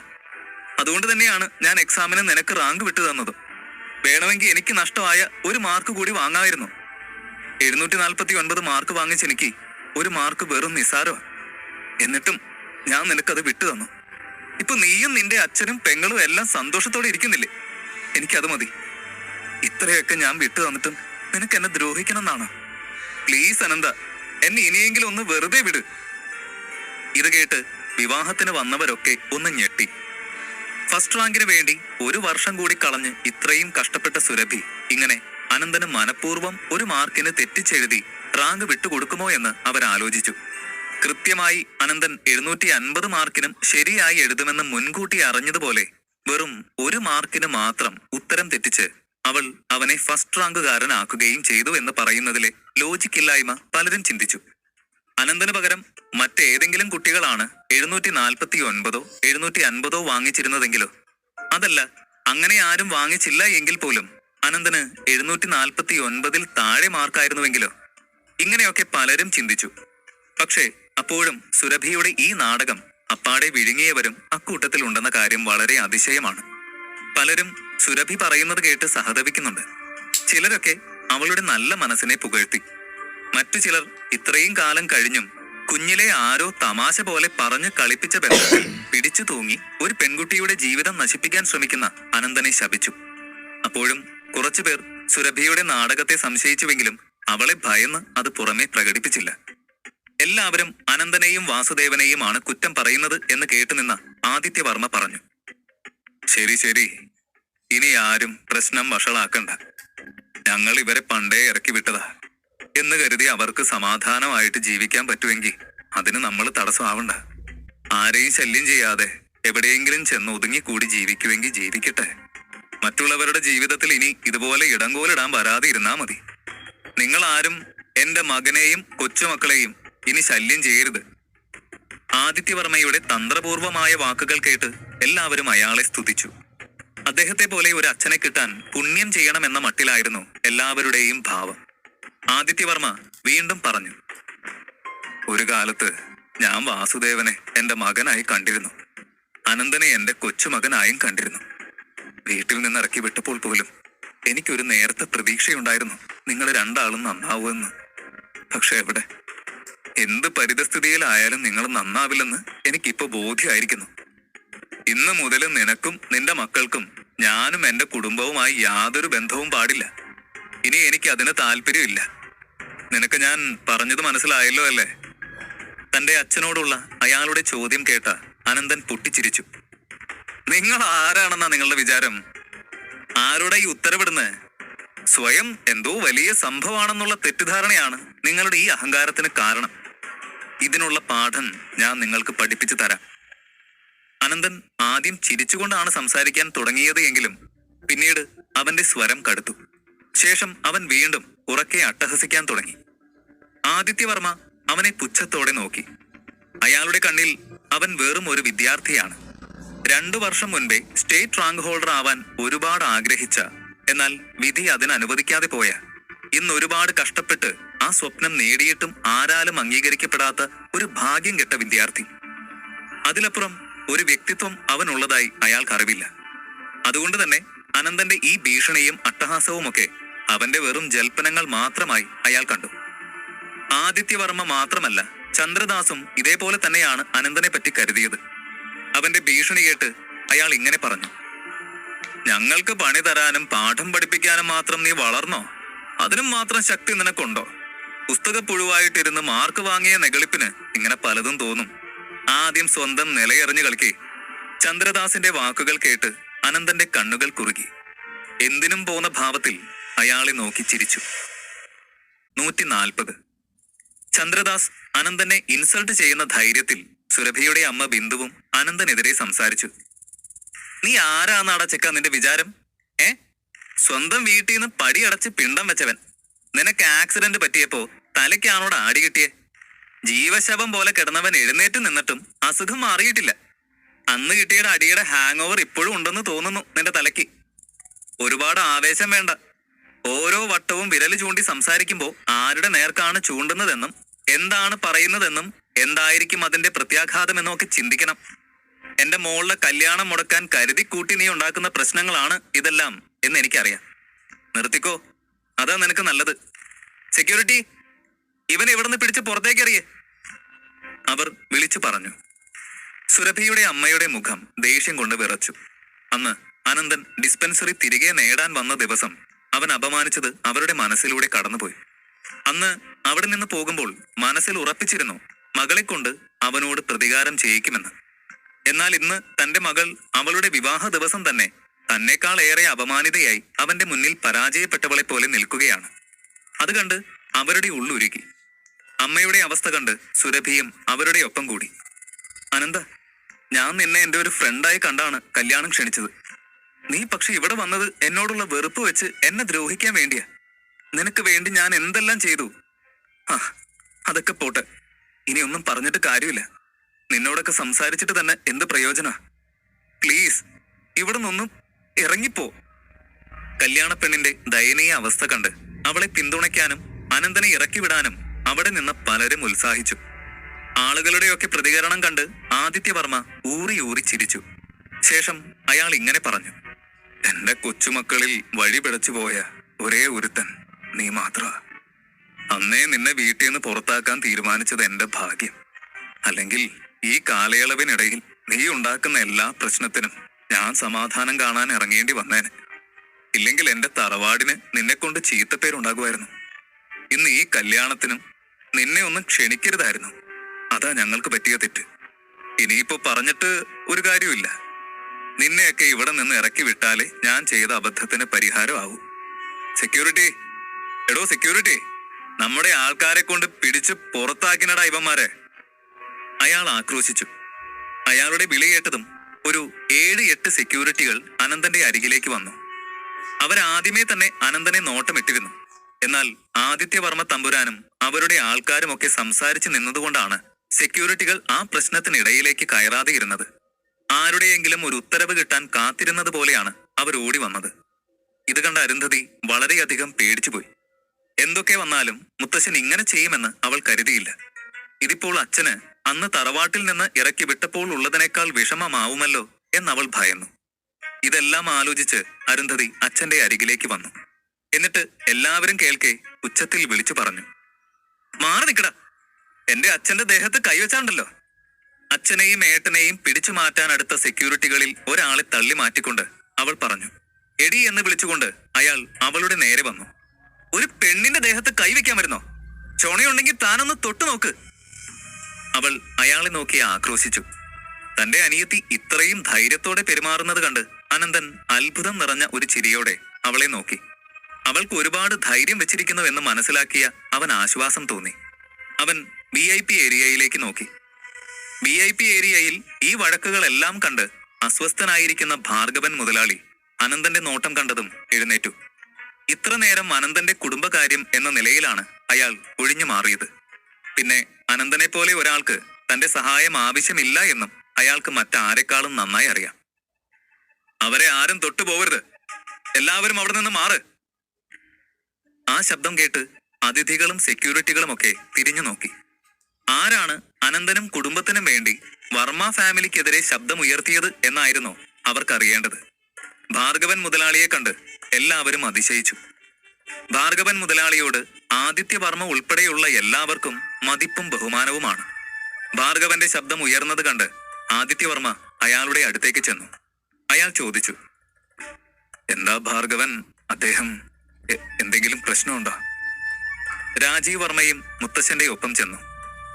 ഭാർഗവൻ സാർ, ഇവിടെ നടക്കുന്ന പ്രശ്നങ്ങളൊക്കെ അങ്ങേപ്പോലൊരാൾക്ക് ബുദ്ധിമുട്ടായിട്ടുണ്ട് എന്നെനിക്കറിയാം. പക്ഷെ എന്ത് ചെയ്യാനാ, ഞങ്ങൾക്കും വയലൻസ് ഇഷ്ടമുണ്ടായിട്ടല്ല.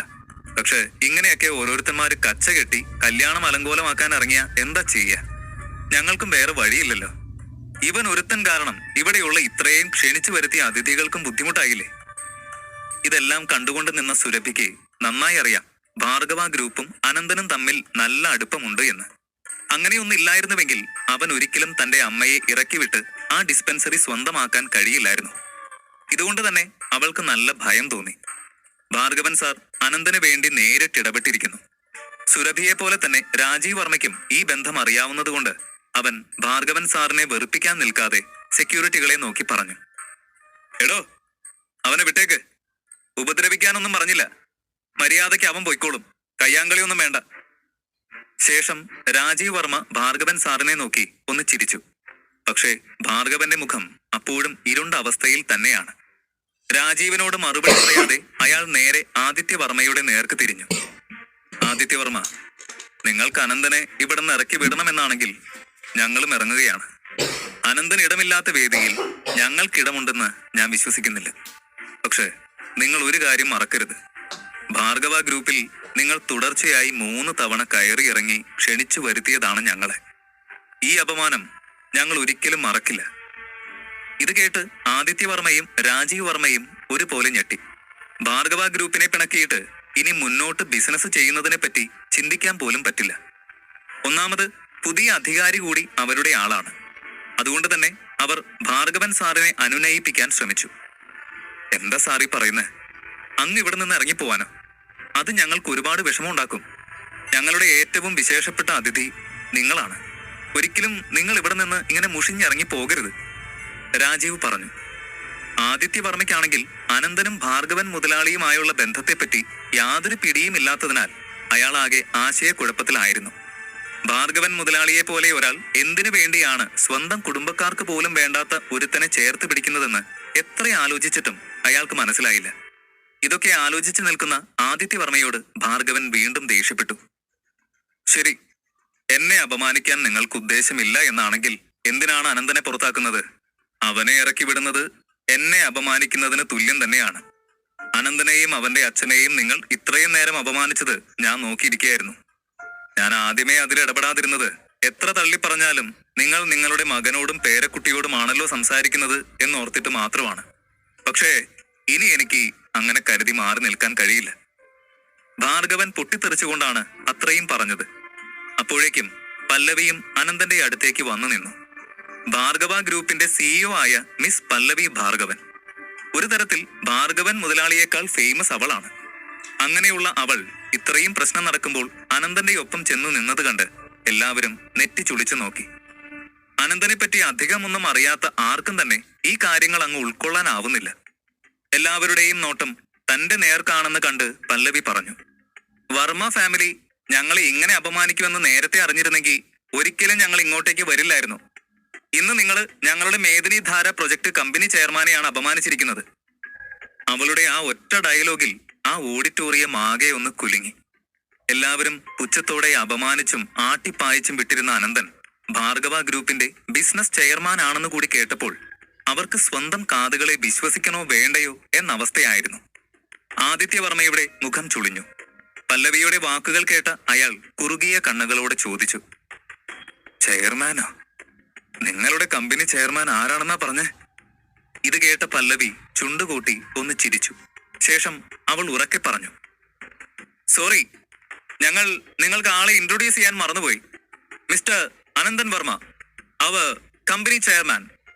ഞങ്ങൾ പുതിയതായി മാർക്കറ്റിംഗ് ഏറ്റെടുത്ത മേദിനി ധാര കമ്പനിയുടെ ചെയർമാൻ ആണ് അദ്ദേഹം. പല്ലവി വെറുതെ തമാശ പറയുന്നതാണ് എന്ന് വിശ്വസിക്കാൻ മാത്രമേ ആദ്യം എല്ലാവർക്കും കഴിഞ്ഞുള്ളൂ. അല്ലാതെ എങ്ങനെയാണ് സ്വന്തം വീട്ടുകാർ പോലും തള്ളിപ്പറഞ്ഞ് ദാരിദ്ര്യം പിടിച്ച പിതാവിന്റെ കൂടെ ജീവിക്കുന്ന, അതും നീണ്ട 2 വർഷത്തെ രോഗശയ്യയിൽ നിന്ന് ഈയിടെ മാത്രം ജീവൻ വെച്ച് വന്ന ഈ ചെറുക്കൻ ഇത്രയും വലിയ കമ്പനിയുടെ ചെയർമാൻ? അതും ഈ ചുരുങ്ങിയ സമയം കൊണ്ട് ഇതെങ്ങനെയാവാനാണ്? എല്ലാവരുടെയും ചിന്ത ഇതേ വഴിക്ക് തന്നെയാണ് പോയത്. മിസ് പല്ലവി വർമ്മ എന്താ തമാശ പറയാണോ? നടക്കുന്ന കാര്യങ്ങൾ പറയൂ. ഇവിടെ എല്ലാവരും അനന്തനെ ഇൻസൾട്ട് ചെയ്യുന്നത് കണ്ട് അവനെ രക്ഷിക്കാൻ ശ്രമിക്കുന്നതാണോ?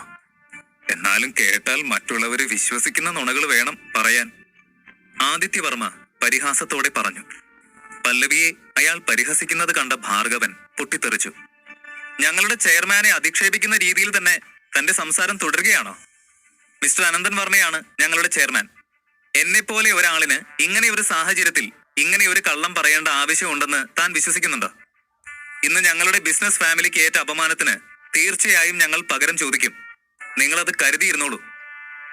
ഭാർഗവൻ മുതലാളി കൂടി അങ്ങനെ പറഞ്ഞപ്പോൾ എല്ലാവരുടെയും ശരീരം തരിച്ചുപോയി. അവർക്കിനി അനന്തനോട് എന്താണ് പറയേണ്ടതെന്ന് അറിയില്ല. അനന്തന്റെ മുഖത്തേക്ക് നോക്കാൻ പോലും അവിടെ നിന്നവരൊക്കെ മടിച്ചു. ആദിത്യവർമ്മ, ചന്ദ്രദാസ്, സുരഭി, രാജീവ് വർമ്മ, സുരഭിയുടെ അമ്മ എന്നിങ്ങനെ അനന്തനെ അപമാനിക്കുന്നതിൽ മുൻപന്തിയിൽ നിന്നവരൊക്കെ ഇനി എന്തു പറയണമെന്നറിയാതെ നിൽക്കുകയാണ്. ചുറ്റുമുള്ള ആളുകളുടെയൊക്കെ സംസാരം കേട്ടിട്ട് അവർക്ക് വല്ലായ്മ തോന്നി. ശരിക്കും അനന്തൻ ഭാർഗവൻ സാറിന്റെ കമ്പനി ചെയർമാനാണോ? ഭാർഗവൻ സാറ് കള്ളം പറയില്ല. പക്ഷെ ഇവന് വെറും 20 വയസ്സല്ലേ ഉള്ളൂ. ഇതെങ്ങാനും സത്യമാണെങ്കിൽ വർമ്മ ഫാമിലി ഇന്നത്തോടെ അവസാനിക്കും. ആളുകളുടെ ഓരോ വാക്കുകളും ആദിത്യവർമ്മയുടെ ഹൃദയത്തിൽ തന്നെ കൊണ്ടു. 141. അനന്തനാണ് മേദിനി ധാരയുടെ ചെയർമാൻ എന്നറിഞ്ഞതിന്റെ ഞെട്ടലിലാണ് എല്ലാവരും. ശരിക്കും അനന്തൻ ഭാർഗവൻ സാറിന്റെ കമ്പനി ചെയർമാനാണോ? ഭാർഗവൻ സാർ കള്ളം പറയില്ല.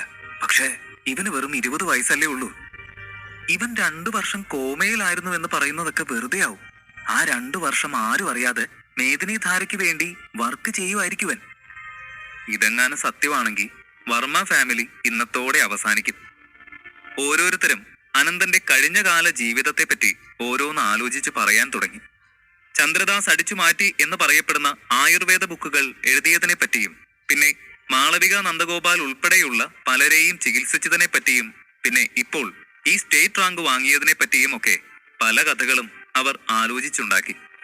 കഴിഞ്ഞ 2 വർഷം അനന്തൻ കോമയിലായിരുന്നുവെന്ന് വിശ്വസിക്കാൻ ആരും തന്നെ തയ്യാറായില്ല. അത്രയും നാൾ വയ്യാതെ കിടന്ന ഒരാൾക്ക് അസുഖം മാറി എഴുന്നേറ്റ് ഈ ചുരുങ്ങിയ സമയം കൊണ്ട് ഇത്രയും ഒന്നും ചെയ്യാൻ സാധിക്കില്ല എന്ന് തന്നെയാണ് അവർ ഉറച്ചു വിശ്വസിക്കുന്നത്. അവരുടെ ചർച്ചകൾ അടക്കം പറച്ചിലുകളിൽ നിന്ന് എല്ലാവർക്കും കേൾക്കാൻ പാകത്തിനായി. മേദിനി ധാര ഇപ്പോ മാർക്കറ്റിൽ ഏറ്റവും അധികം വിറ്റുപോകുന്ന ഹെൽത്ത് ഡ്രിങ്ക് അല്ലേ? ദിവസം ചെല്ലുന്തോറും അതിന് ആവശ്യക്കാർ കൂടി വരിക.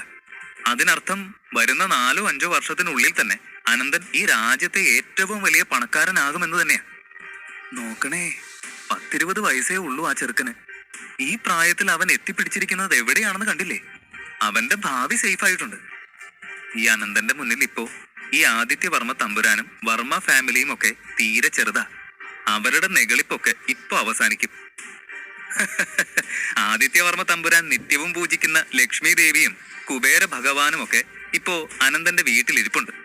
അവർക്ക് മുന്നിൽ കത്തിക്കുന്ന ചന്ദനത്തിരിക്ക് വല്ല പിശുക്കും കാണിച്ചോ ആവോ? ഇല്ലെങ്കിൽ ഇങ്ങനെ ഒരു തിരിമറി സംഭവിക്കോ? എന്നാലും ഇറക്കി വിട്ട മകന്റെയും കൊച്ചുമകന്റെയും മുന്നിൽ ഇങ്ങനെ ദാരുണമായിട്ട് പരാജയപ്പെടേണ്ടി വന്നല്ലോ നമ്മുടെ തമ്പുരാന്. ഞാൻ നേരത്തെ പറഞ്ഞില്ലേ, ആദിത്യവർമ്മ തമ്പുരാൻ അനന്തനെയും വാസുദേവൻ ചേട്ടനെയും ഇങ്ങനെ അപമാനിക്കുന്നത് ശരിയല്ല, ദൈവം പണി കൊടുക്കുമെന്ന്.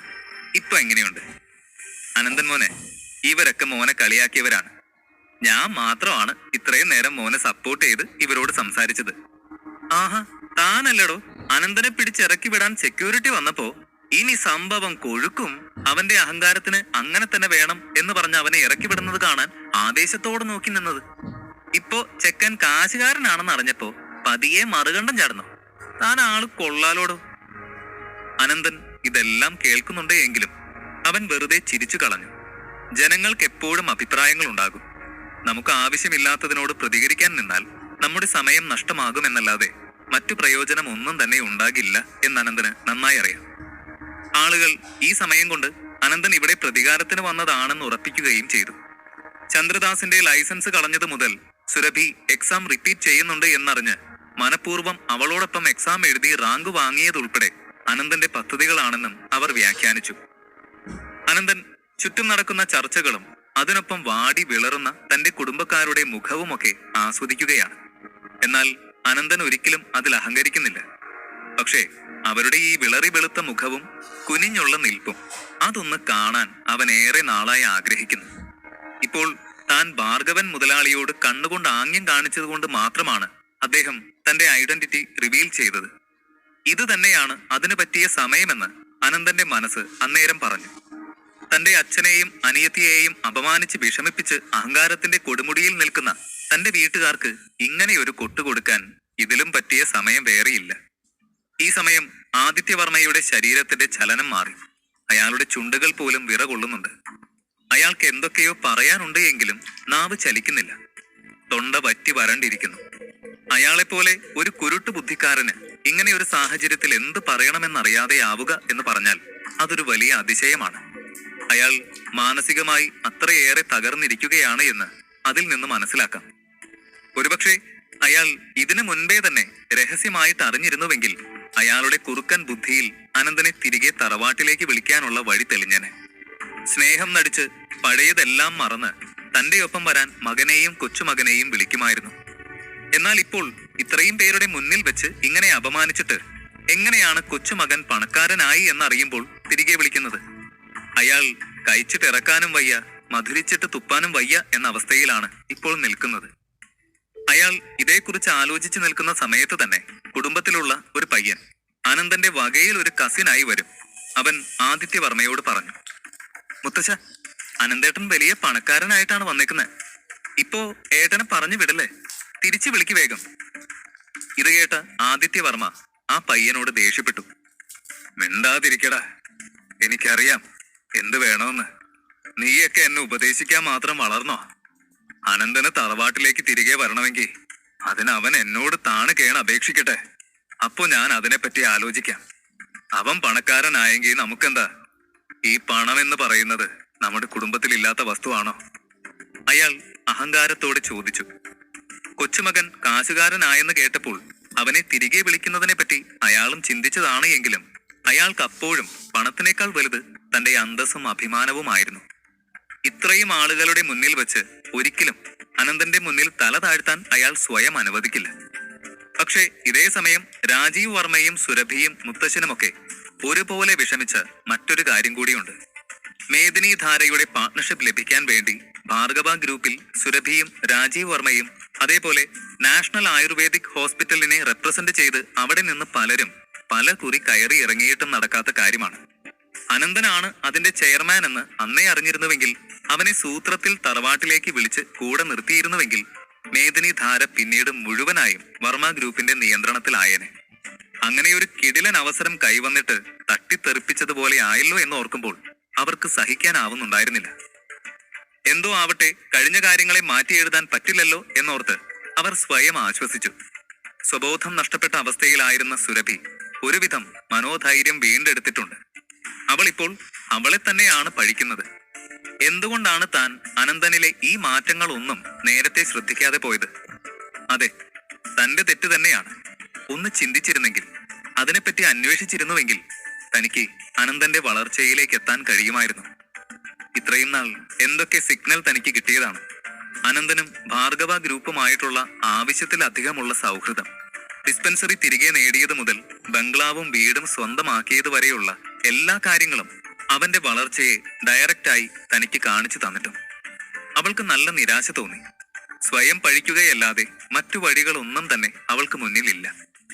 അവൾ തന്റെ മുഷ്ടി ചുരുട്ടിപ്പിടിച്ച് ദേഷ്യം നിയന്ത്രിക്കാൻ ശ്രമിച്ചു. അവൾക്ക് അന്നേരം വല്ലാത്ത നഷ്ടബോധം തോന്നി. അവൾ അന്ന് അനന്തനെ ഒഴിവാക്കാതെ ഇരുന്നുവെങ്കിൽ ഇന്ന് ഈ രാജ്യത്തിലെ തന്നെ ഏറ്റവും വലിയ പണക്കാരന്റെ ഭാര്യയായി തനിക്ക് വിലസാമായിരുന്നു എന്നോർത്ത് അവൾ നീറി. കുഞ്ഞുനാൾ മുതലേ ഉറപ്പിച്ചു വച്ച വിവാഹം, അതും പോരാതെ അനന്തന് അവളെ ജീവനുമായിരുന്നു. അവന്റെ സ്നേഹവും നഷ്ടപ്പെടുത്തി താൻ കളഞ്ഞത് വിലപ്പെട്ട ഒരു ജീവിതമാണ് എന്ന് അവൾക്ക് മനസ്സിലായി. സുരഭി തന്നെ നോക്കുന്ന നോട്ടത്തിൽ തന്നെയുണ്ട് അവളുടെ മനസ്സിലുള്ളതെല്ലാം. അനന്തൻ അത് നോക്കി അങ്ങനെ നിന്നു. അവന്റെ നോട്ടം താങ്ങാതെ അവൾ മുഖം കുനിച്ചു. അവൾ വീണ്ടും ഓരോന്ന് ആലോചിച്ചു. അനന്തനും വർമ്മ ഗ്രൂപ്പും തമ്മിലുള്ള വ്യത്യാസമായിരുന്നു അവളുടെ മനസ്സാകെ. കല്യാണം കഴിക്കാൻ മണ്ഡപത്തിൽ എത്തിയ നേരവും അവൾ സ്വാർത്ഥതയോടെ തന്നെയാണ് ചിന്തിക്കുന്നത്.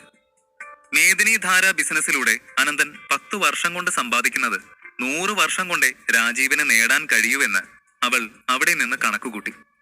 രാജീവ് വർമ്മയും സുരഭിയും ഒരുപോലെ വെറുത്ത മറ്റൊരു കാര്യം കൂടിയുണ്ട്. ഇന്ന് അവരുടെ കല്യാണ ദിവസമാണ്. മറ്റാരെക്കാളും ഇന്നത്തെ ദിവസം എല്ലാവരും ശ്രദ്ധിക്കേണ്ടത് തങ്ങളെ രണ്ടുപേരെയുമാണ്. എന്നാൽ ഇന്ന് എല്ലാവരുടെയും വിഷയം അനന്തനാണ്. തങ്ങൾ വിളിച്ചു വരുത്തി തങ്ങളുടെ കല്യാണം കാണാനെത്തിയ അതിഥികളുടെ എല്ലാം കണ്ണുകൾ അനന്തന്റെ മേലാണ്. അതുപോലെ തന്നെ ഇന്ന് ഇവിടെ വന്ന ന്യൂസ് റിപ്പോർട്ടർമാർ ചാനലുകളിലും നാളത്തെ പത്രത്തിലുമൊക്കെ ഈ കല്യാണത്തെക്കുറിച്ചുള്ള വാർത്തകൾ നൽകും. എന്നാൽ ഒരിക്കലും ആ വാർത്തയിലെ പ്രധാന വരികൾ തങ്ങളെക്കുറിച്ചായിരിക്കില്ല. TV ചാനലുകളിലും തങ്ങൾ ഇരുവരുടെയും മുഖങ്ങൾക്ക് പകരം അനന്തന്റെ ഫേസാവും ഫോക്കസ് ചെയ്യുന്നത്. തങ്ങളുടെ ഈ ദിവസം, അത്രയേറെ വിലപ്പെട്ട, ജീവിതത്തിൽ ഒരിക്കൽ മാത്രം സംഭവിക്കുന്ന ഈ ദിവസം അനന്തൻ പൂർണ്ണമായും തന്റെ കയ്യിൽ നിന്ന് തട്ടിപ്പറിച്ച് സ്വന്തമാക്കിയിരിക്കുന്നു.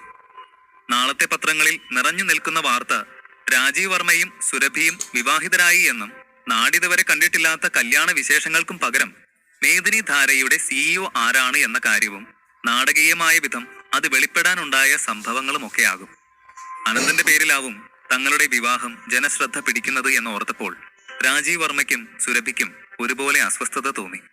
പല്ലിറുമിക്കൊണ്ട് രാജീവ് അവനോട് ഇങ്ങനെ പറഞ്ഞു: നീ ഈ ചെറിയ വിജയത്തിൽ ഒത്തിരി അങ്ങ് സന്തോഷിക്കണ്ട. ഞങ്ങളൊക്കെ ജനിച്ചപ്പോൾ മുതൽ പണവും സ്ഥാനമാനങ്ങളും ഒക്കെ കണ്ട് ബിസിനസ് സാമ്രാജ്യത്തിനുള്ളിൽ ഓടിക്കളിച്ച് വളർന്നവരാണ്. നിന്നെപ്പോലെ ആരുടെയെങ്കിലും ഔദാര്യത്തില് ഇന്നലെ പെയ്ത ചാറ്റൽ മഴയിലും മുളച്ചു വന്ന കൂണല്ല ഞങ്ങള്. ഞങ്ങൾക്ക് മേലെ നീ പറക്കാൻ ശ്രമിച്ചാൽ നിന്റെ ചിറകുകൾ വെട്ടിയെറിയാൻ ഞങ്ങൾക്ക് യാതൊരു മടിയും തടസ്സവുമില്ല. ഇത്രയും പറഞ്ഞ ശേഷം രാജീവ് വർമ്മ മാനേജർ മുരുകനെ വിളിച്ചു. അല്ലെങ്കിൽ തന്നെ തികച്ചും നാടകീയമായ സംഭവങ്ങൾ അവർക്ക് മുന്നിൽ അരങ്ങേറുമ്പോൾ അതിന്റെ അതിശയത്തിലാണ് വിവാഹത്തിനെത്തിയ അതിഥികളെല്ലാം. അനന്തന്റെ പവർ അറിഞ്ഞതിൽ പിന്നെ വർമ്മ ഫാമിലി ഒന്ന് ഒതുങ്ങുമെന്നും അവനെ സോപ്പിട്ട് തന്റെ വരുതിക്ക് നിർത്താനുള്ള കുതന്ത്രങ്ങൾ ആദിത്യവർമ്മയും രാജീവും ഒക്കെ മെനയുമെന്നും കണക്കുകൂട്ടി നിന്ന കാണികൾ രാജീവ് അനന്തനെ വെല്ലുവിളിക്കുന്നത് പോലെ സംസാരിക്കുന്നത് കണ്ട് വീണ്ടും ഞെട്ടി. പക്ഷേ അനന്തൻ ഇത് തന്നെയായിരുന്നു പ്രതീക്ഷിച്ചത്. പെട്ടെന്നൊന്നും പത്തി താഴുന്ന ടൈപ്പ് ആൾക്കാരല്ല തന്റെ കുടുംബത്തിലുള്ളത് എന്ന് അനന്തന് നന്നായി അറിയാം. തീർച്ചയായും അവർ വീണ്ടും പ്രതികരിക്കും. പക്ഷേ അവരിനി എന്താണ് ചെയ്യാൻ പോകുന്നത് എന്ന് മാത്രം അനന്തന് മനസ്സിലായില്ല. മാനേജർ അവിടേക്ക് വന്നതും അനന്തൻ കുറുകിയ കണ്ണുകളോടെ അയാളെയും രാജീവിനെയും മാറി മാറി നോക്കി. 142. അനന്തൻ ആരാണ് എന്നും എന്താണ് എന്നും ഒക്കെ അറിഞ്ഞതിന് ശേഷവും രാജീവ് വർമ്മ അവനെ വെല്ലുവിളിച്ചു.